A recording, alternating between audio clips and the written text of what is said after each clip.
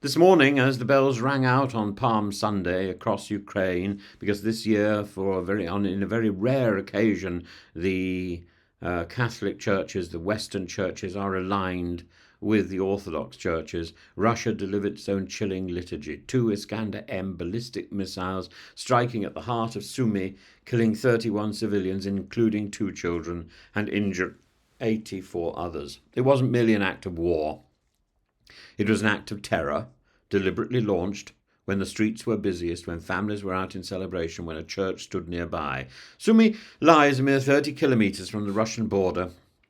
A city once spared full occupation, now turned into a proving ground for Moscow's brutality. Cluster munitions were reportedly used, illegal in much of the world, but characteristic of Russia's approach to this war. Maximum civilian harm, maximum psychological trauma. This wasn't a strategic military site, it was a symbolic one laced with cruelty. An attempt to break spirits on one of the holiest days of the Christian calendar. What's worse, this atrocity came mere hours after Donald Trump's special envoy, Steve Witkoff, met Vladimir Putin in St. Petersburg. The optics alone are appalling. A 4-hour meeting with the butcher of Butcher, followed by the obliteration of civilians in Sumy. Witkoff's smiling handshake was broadcast around the world, and the next broadcast was full of body bags. Trump, for his part, responded not with condemnation, but with exasperated theatre. Russia has to get moving, he said. Get moving?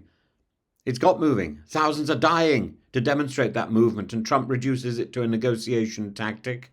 This isn't deal-making, this is moral dereliction dressed in diplomatic apathy. Let's be clear, the strike was not accidental. It occurred outside Sumy State University, destroyed homes, cafes, trams, and a trolley bus that burst into flames, killing many inside. Ukraine's Interior Minister, Igor Klimenko, said plainly they struck knowing civilians were there, and President Zelensky added, without pressure, peace is impossible.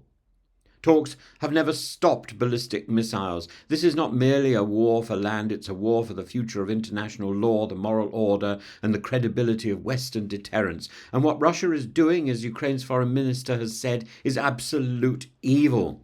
There is no symmetry between the aggressor and the defender here. To speak of a peace deal without consequence for this horror is to reward terror and embolden architects. The silence of appeasers becomes complicity. And here Donald Trump's instinct to pacify Putin, to shake hands rather than draw red lines, becomes not diplomacy, but dangerous indulgence. Contrast this with France's Emmanuel Macron, who called it a blatant disregard for life and diplomacy, or the EU's Kaja Kallas, who called the attack an horrific example of Russia intensifying violence while Ukraine has accepted an unconditional ceasefire. Let's not forget, it is Russia that continues to choose war. It is Ukraine that has agreed to ceasefire terms. It is Trump's envoy who, amid this, appears to grant Moscow legitimacy for returning for his 3rd meeting this year. Listen to Ludmila Voronina, a Sumy resident who said, "Everything in my house jumped. Her children had fled abroad. Her remains for her pets, her elderly mother, her shop. That's why she is there. She remains there for that.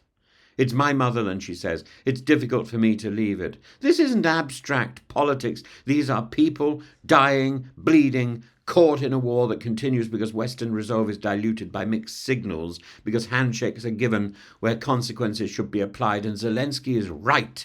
The world must respond more firmly. We must treat Russia not as a state misunderstood, but as a state committing acts indistinguishable from terrorism. And we must treat those who employ it, willingly or unwillingly, with the clarity that history demands. Donald Trump's comments are not just tone deaf, they are dangerous. He is dangerous.